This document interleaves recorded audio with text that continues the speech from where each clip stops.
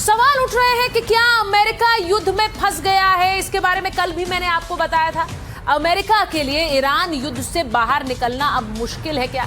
जीत की घोषणा को लेकर व्हाइट हाउस में एक जंग छिड़ गई है।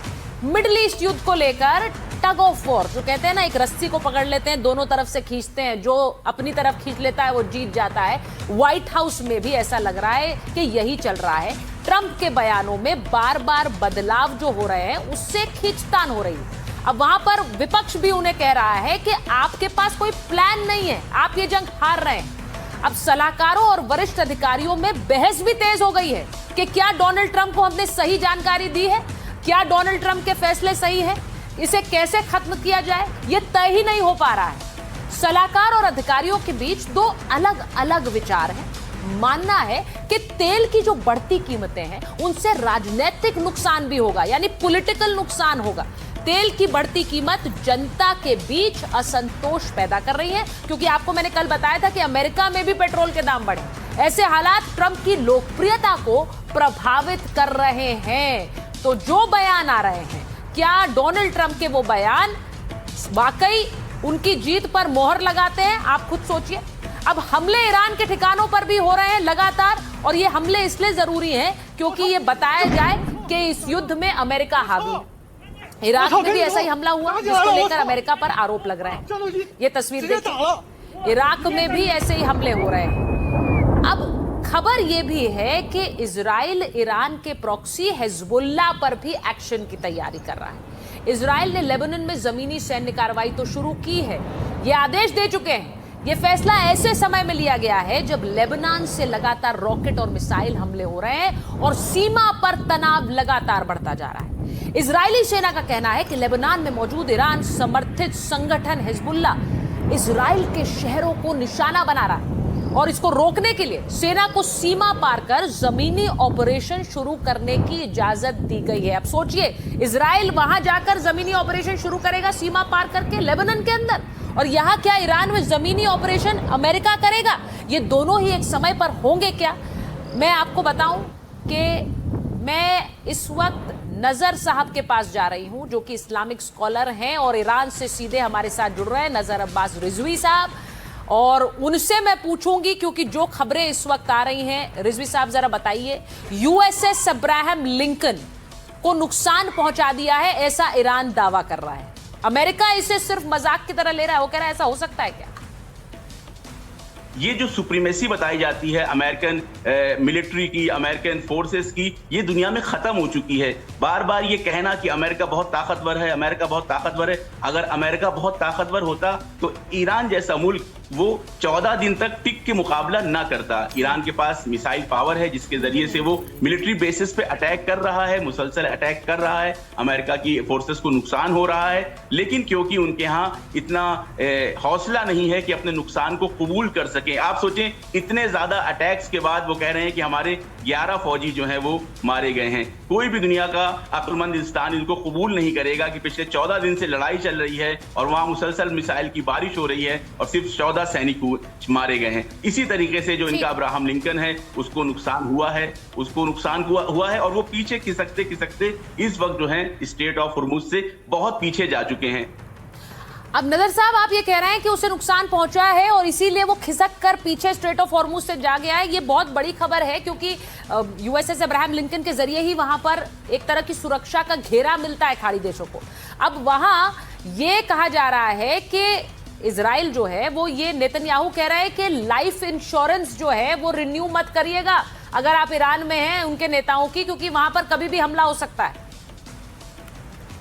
जी बिल्कुल, देखिए, किसी मुल्क में घुस के किसी को मार देना ये बहुत बहुत ताकत है, या उस मुल्क के बड़े बड़े लीडर्स का इतने खतरे में आके जमीन पे उतरना ये बड़ी ताकत है। नेतन्याहू साहब 4-5 दिन तक बिल्कुल जो है दुनिया से गायब थे, हवा में थे, जर्मनी में थे, साइप्रस में थे, कहाँ थे दुनिया को नहीं पता था। लेकिन आज यौमुल कुद्स की रैली हुई यहाँ पे तेहरान के अंदर, मिलियंस की तादाद में लोग शामिल हुए। उसमें अली लारिजानी भी थे, प्रेसिडेंट पिज़ेशकियान भी थे, अब्बास आरागची भी थे, यहाँ के चीफ जस्टिस भी थे। आप मुझे ये बताएं कि मैदान में खड़े होना ज्यादा ताकत की अलामत है या किसी के घर में किसी के ऊपर अटैक करके उसको मार देना ज्यादा ताकत की अलामत है? नजर साहब, मुझे एक चीज बताइए, अब क्या ईरान अब ये कह रहा है कि जहां जहां अमेरिकी होंगे वहां वहां खतरा होगा, अमेरिकन्स को टारगेट किया जाएगा? जी बिल्कुल सही है। ये तो पहले दिन के ईरान का स्टैंड पहले दिन से है। ऐसा नहीं है कि कल मुश्तबा खामनेई साहब ने ये किया है तो ये बात शुरू हुई है। पहले दिन से ही सैटरडे में जब हमला हुआ है उसके 2 घंटे बाद से ही ईरान ने दुबई, कतर, बहरीन जितने भी यूएस बेसेस हैं उन पे हमला करना शुरू कर दिया है। स्टैंड बिल्कुल क्लियर है, इस पूरे रीजन को अमेरिकन फोर्सेस से खाली करना है, क्योंकि ईरान का ये कहना है कि जब तक अमेरिकन फोर्सेस यहां से नहीं जाएंगी तब तक मध्य एशिया में, पश्चिमी एशिया में शांति बहाल नहीं हो सकती है। सारी मुश्किलात अमेरिकन फोर्सेस की वजह से है। इसीलिए रेगुलर तौर पे कतर में, बहरीन में, कुवैत में, इमारात जो यूएई है, हर जगह पे वो मुसलसल हमले कर रहे हैं और कामयाब हमले किए हैं। इनके राडार सिस्टम को, इनके डिफेंस सिस्टम को पूरी तरह से तहस नहस कर दिया गया है। नजर साहब, बहुत बहुत धन्यवाद हमसे बात करने के लिए, लेकिन आपने जाते जाते ये जरूर बता दिया है कि वहां अब जहां जहां अमेरिकी होंगे खाड़ी देशों में उन पर हमला करना, उनको टारगेट करना, ये ईरान का प्लान शुरू से है और उसी पर अब आगे अमल किया जा रहा है। अब अमेरिकी सबसे ज्यादा कहां रह रहे हैं? अमेरिका का सबसे बड़ा सहयोगी यूएई है इस खाड़ी मुल्कों में, और यूएई में अमेरिकन फैसिलिटीज भी चलती हैं। बहुत से अमेरिकी वहां काम भी करते हैं, वहां पर बहुत सारी मल्टीनेशनल कंपनीज के दफ्तर हैं। क्या यही वजह है कि दुबई पर लगातार ईरान हमले कर रहा है?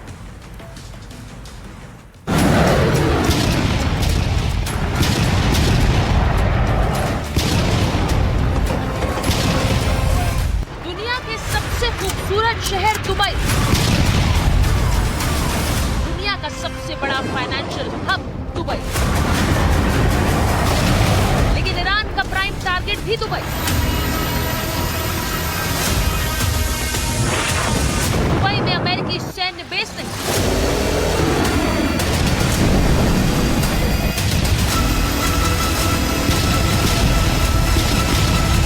फिर भी दुबई क्यों है ईरान का प्राइम टारगेट? 28 फरवरी के बाद से मिडिल ईस्ट के कई देशों पर ईरान लगातार हमले बोल रहा है।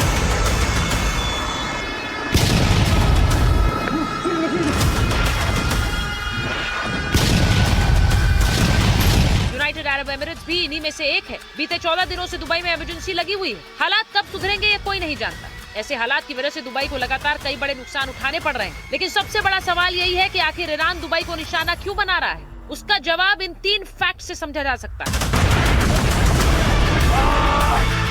फैक्ट नंबर 1, अमेरिका का रणनीतिक साझेदार है। फैक्ट नंबर 2, ईरान का क्लियर मैसेज है कि अगर आप अमेरिका को सपोर्ट करेंगे तो युद्ध आपकी जमीन तक आएगा। फैक्ट नंबर 3, खाड़ी देशों पर दबाव बनाकर अमेरिका के सहयोगियों को कमजोर करना।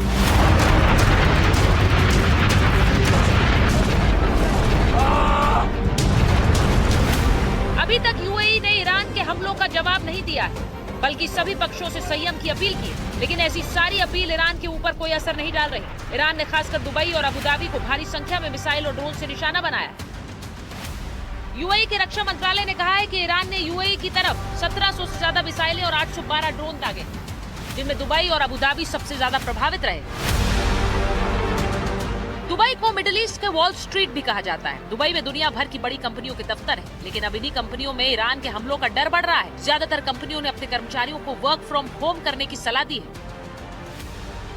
यानी ईरान, दुबई और अबुधाबी को इसी वजह से नुकसान, क्योंकि दुबई अमेरिका का रणनीतिक साझेदार है। ऐसे में अगर युद्ध लंबा खिंचता है तो दुबई की छवि को भारी नुकसान भी हो सकता है। दुबई की फाइनेंशियल हब वाली इमेज भी डेंट हो सकती है, जिसका खामियाजा कहीं न कहीं अमेरिका को भी उठाना होगा।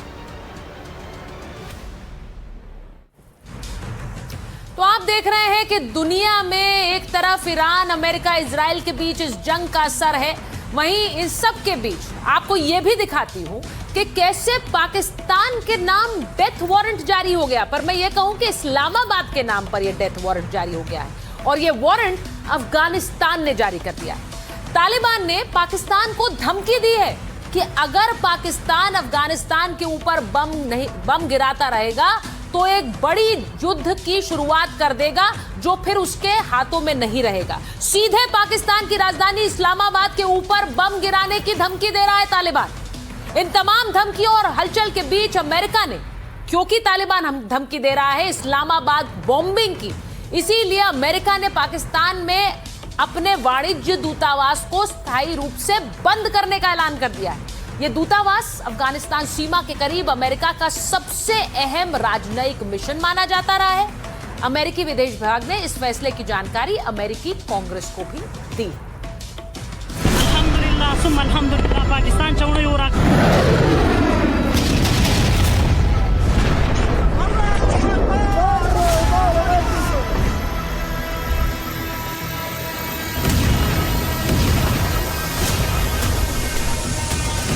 पाकिस्तान वर्सेस अफगानिस्तान और भीषण हुआ घमासान।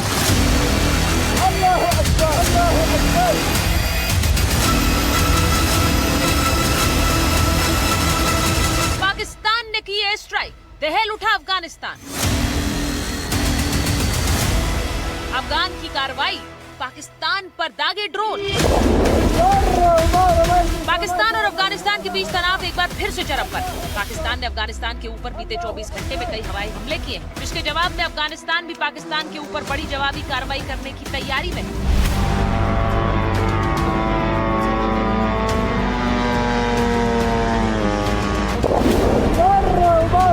अफगानिस्तान का पाकिस्तान के ऊपर आरोप है कि उसने रिहायशी इलाकों पर ड्रोन से हमला किया, जिसमें आम लोगों की मौत हो गई, कई इलाकों को भारी नुकसान हुआ। अफगानिस्तान के इस्लामिक अमीरात के प्रवक्ता ने पाकिस्तान के हवाई हमलों की कड़ी निंदा की। उन्होंने दावा किया है कि अफगानिस्तान के कई प्रांतों में हुए इन हमलों में नागरिकों की जान चली गई। अफगान रक्षा मंत्रालय ने इन हमलों की जिम्मेदारी लेते हुए कहा कि पाकिस्तान के कोहाट इलाके में सेना की पोस्ट को निशाना बनाया गया। दावा किया गया इस हमले में कमांड ऑफिस और गोला बारूद डिपो जैसे कई ठिकानों पर सटीक हमले किए गए।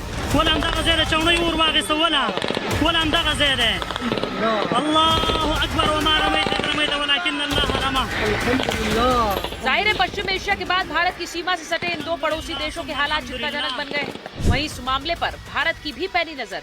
रक्षा विशेषज्ञों ने कहा कि दोनों देशों के बीच अगर ये तनाव बढ़ता है तो हालात बेकाबू हो सकते हैं। पाकिस्तान की शिकायत है कि अफगानिस्तान अपने यहाँ की जमीन तहरीक तालिबान पाकिस्तान यानी कि टीटीपी को देता है पाकिस्तान पर अटैक करने के लिए, और अफगानिस्तान की शिकायत है कि वो 2600 किलोमीटर की बॉर्डर लाइन जिसे डुरंड लाइन कहते हैं हम उसे नहीं मानते, और पाकिस्तान वहाँ पर फेंसिंग लगाता है, बार बार बॉर्डर पोस्ट लगाता है।